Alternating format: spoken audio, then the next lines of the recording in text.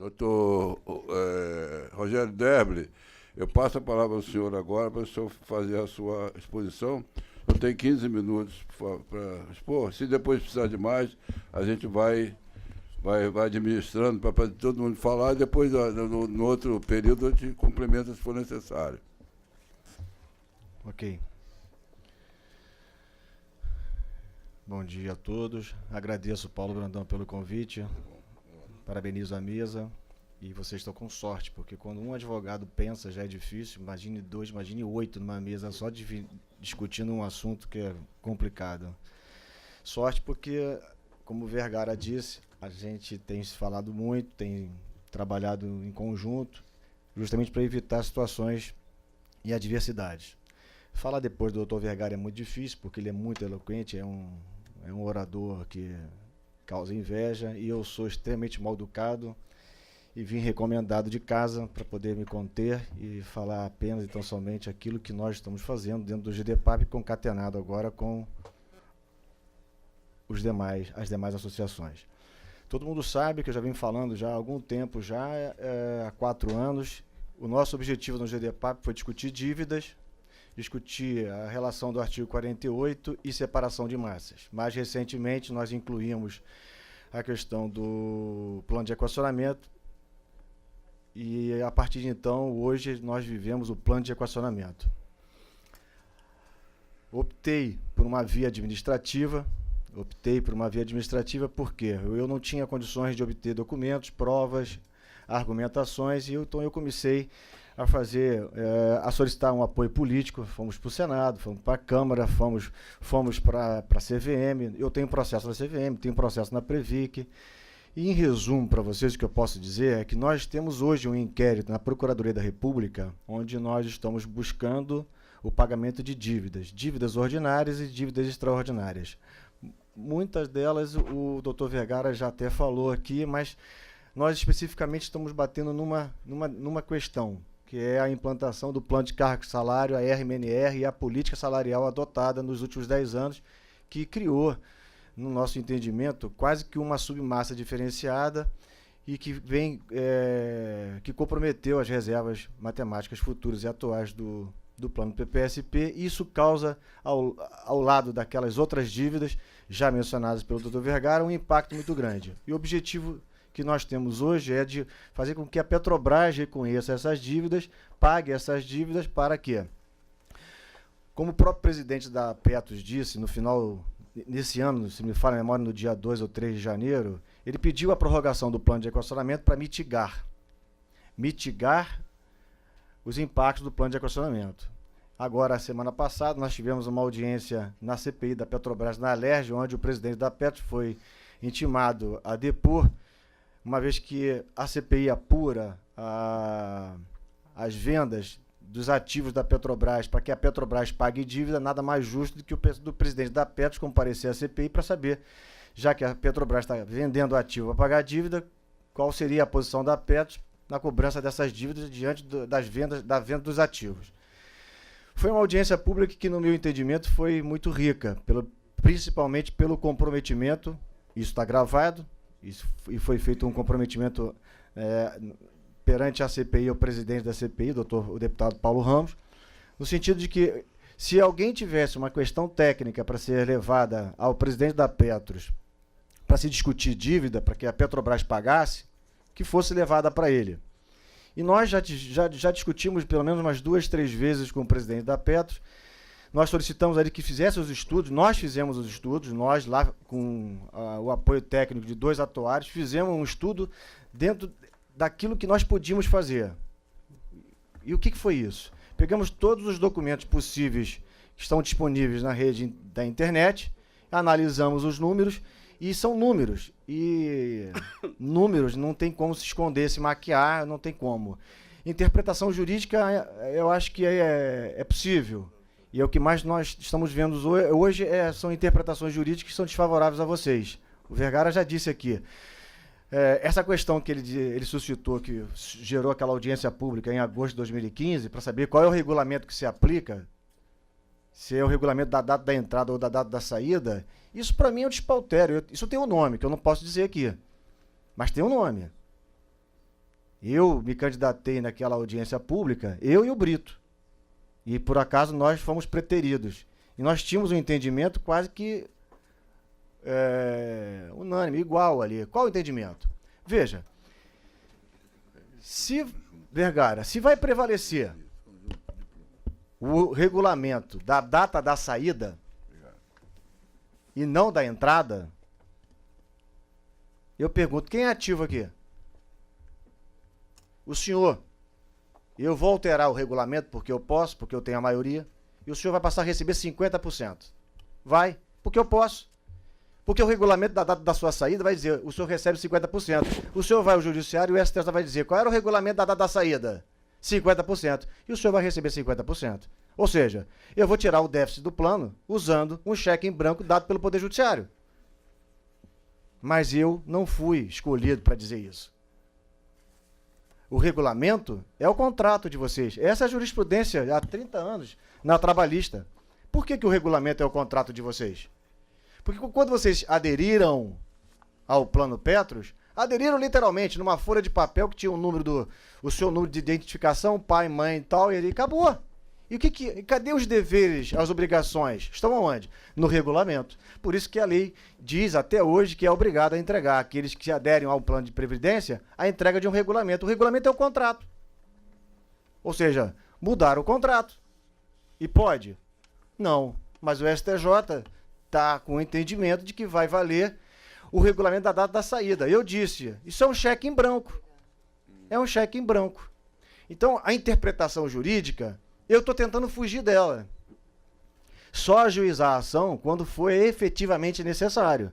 E para isso, nós nos juntamos, nós mais ou menos, ou praticamente entramos concatenados no seguinte sentido. Vamos ter que esperar estancar a esfera administrativa e, como o Vergara disse, assim que chegar na Previ, que for aprovada, mandado de segurança e as ações judiciais das associações no tocante ao plano de equacionamento. Não obstante, e o Vergara já disse, algumas ações já estarem sendo ajuizadas por ele para cobrar dívidas. Uma dívida que ele já tem consolidada. Se eu tivesse a minha consolidada, talvez eu estaria cobrando também, que é a questão da RMNR. Dívida até que já foi reconhecida dentro do inquérito. Nesse inquérito da Procuradoria da República, a Petrobras reconheceu uma parte da dívida, 168 milhões. Mas reconheceu como? Reconheceu num termo de dívida, de reconhecimento de dívida, assinado por ela, pela Petrobras. A Petrobras vai pagar, sei lá, em 40 anos, se não me falha a memória, não lembro, mas menos de 10 não é, 168 milhões, uma dívida que sequer veio com a planilha de cálculo. Eu não sabia, não sei de nada. Eu impugnei na hora. Impugnei na Procuradoria da República, dizendo que aquela dívida, muito provavelmente, era uma dívida financeira e não atuarial, e que, portanto, estava errada. E mais errada ainda, como o Vergara explicou, tem que passar por um crivo, por um rito. Tinha que ter passado pelo Conselho, tinha que ter passado pela Previc, e não passou. Mas tá lá, tem uma dívida reconhecida, que muito provavelmente não entrou no plano de equacionamento. Por isso que a audiência da CPI foi interessante e relevante, porque o presidente da Petro se comprometeu em responder todas as perguntas que a ele teriam sido endereçadas, foram endereçadas naquele momento, mas que ele não poderia responder porque era uma questão técnica. Ele teria que se reunir com a área técnica para responder. E mais, disse ele que, conforme fosse, haveria a possibilidade dele suscitar novamente do Conselho Deliberativo uma reunião. Então, imediatamente, o que foi feito lá na audiência? Quem estava lá viu e ouviu. O Paulo Ramos, o deputado, já entrou em contato com a Procuradora da República para ver a possibilidade de se fazer uma reunião, suspender tudo, fazer uma reunião com as associações, os representantes das associações, para se discutir o objeto do inquérito, dívidas. E aí, por felicidade nossa, nós tivemos o apoio incondicional da FENASP e da FNP, que foram, no dia 6, a uma reunião, corroborar e mais, trazer outras dívidas. Então, o Procurador da República, hoje, aqui no Rio de Janeiro, tem ciência hoje, e as explicações do Vergara são ímpar, porque essas dívidas deveriam ser recepcionada no plano de equacionamento. Até porque o presidente da Petro disse que ia mitigar, e eu fiquei feliz na época. Vai mitigar. O que é mitigar? Aí ele me joga no meu colo um plano de equacionamento de 22,5 bilhões.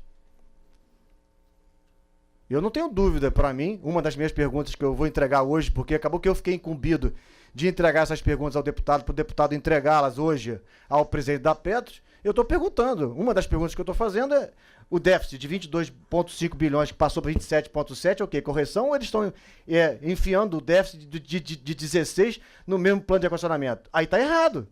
E são dois planos de equacionamento, não pode englobar um. Então, é assim, verdadeiramente, é uma loucura que eles estão fazendo administrativa. Estão atropelando. E estão atropelando, Vergara, e você falou muito bem mais uma vez, com o apoio da Previc, que é o órgão licenciador e fiscalizador, criado para fiscalizar. Por isso que eu até suscitei a todos aqui da mesa a possibilidade, e eu vou fazer, não tenho dúvida, porque já está praticamente pronto, eu vou denunciar a Previc na Procuradoria da República, para que a Procuradoria da República apure as possíveis omissões e negligências da Previc, principalmente depois que o Vergara me disse desses votos, que eu gostaria muito de acrescentar. Por quê? Porque eu tenho pelo menos 4 denúncias na Previc, desde janeiro desse ano, que não são apuradas. E denúncias referentes a dívidas.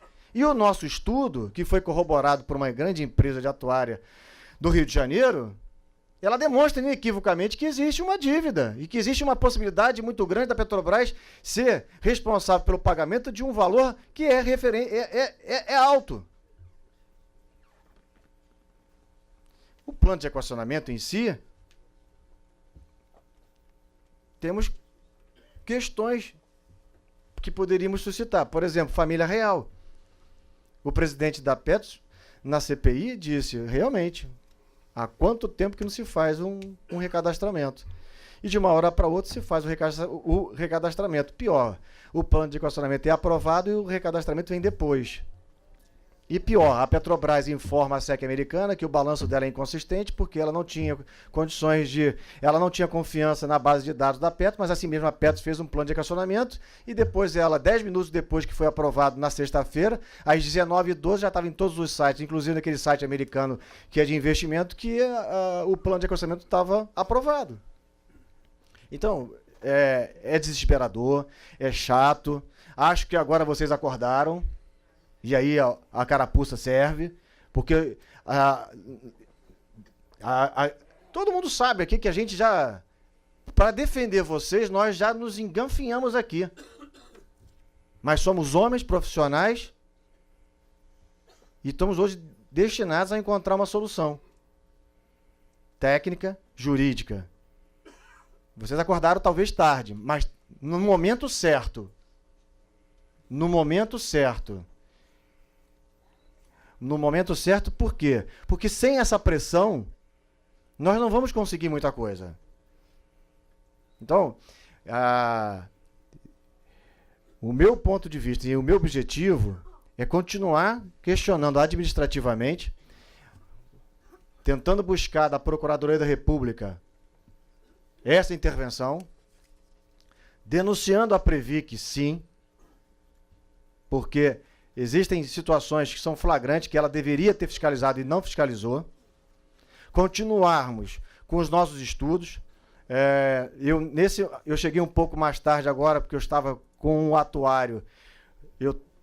O GDPAP está preparando um parecer técnico a respeito de plano de equacionamento, para destrinchar o plano de equacionamento. Nós vamos esperar a análise que eles estão fazendo, porque a ideia de ajuizar uma ação judicial, eu já falei isso com o Brandão, que deve ter falado com o Vergara, falei isso com a da Edson, é ajuizar uma ação judicial técnica. Uma ação judicial que se discute pontos de vista técnicos e não jurídicos. Técnico, por quê? Porque o juiz, ele na hora de analisar, ele vai ter que ter a ajuda de um perito. Técnico. Técnico Exemplo, os níveis salariais do acordo FUP e Petrobras. Foi criado um fundo previdencial com dinheiro do próprio fundo. Isso é errado. Isso é artigo 48.9.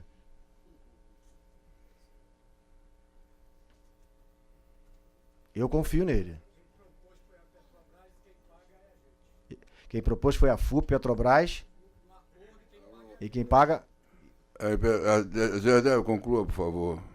Pessoal, depois a gente vai ter oportunidade, inclusive eu vou lhe dar, companheiro do sindicato, ilustre defensor e dirigente da FENAT, da FNP, uma parte da tarde a gente vai lhe dar direito a fazer o seu pronunciamento. Então, em conclusão,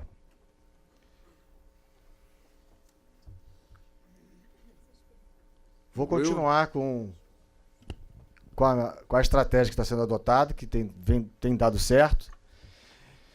Vou apresentar as perguntas hoje que foram a mim enviadas. O próprio Brandão já me enviou. O grupo do Sérgio Salgado me enviou também, que eu pedi para ele enviar para mim. O GD Papo já fez as suas perguntas. O Tedesco também me ajudou também, apesar dele estar longe. Ele acabou de passar um zap dizendo que está com vocês. Ele está longe, mas ele está perto. Está falando comigo, direto comigo, entendeu? E o meu objetivo é esse. É tentar desvendar de uma maneira técnica os desmandos que a Petrobras vem praticando em relação ao fundo, tentando responsabilizar quem for de direito, no sentido de minimizar os impactos do plano de equacionamento, de um plano que efetivamente tem que ser elaborado, tem que ser efetivado, e vocês têm que pagar uma parte. Muita gente, graças a Deus, viveu mais do que poderia ter vivido. Então, uma parte vocês têm que pagar. Não, é verdade. A maioria já tinha que ter morrido. Porra. Mas é verdade. Brandão, não é verdade? Não, você não. Você não. Gente, eu vou continuar com vocês aqui. Já acabou meu tempo, já estourou meu tempo. Estou aberto a perguntas. O que eu puder responder, eu respondo a vocês. Muito obrigado.